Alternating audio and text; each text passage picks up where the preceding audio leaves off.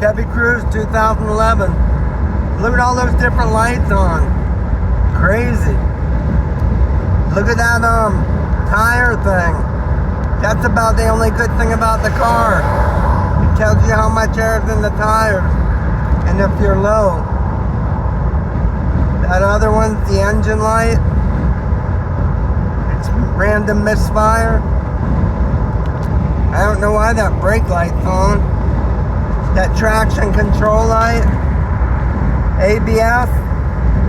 It has that little light that shows the tire on the right side. They want $2 for air at racetrack. I was hoping to see a tire shop. The tire shop will give me air for free. I think I can make it to where I'm going. The front tires are junk anyway. At least I got a spare.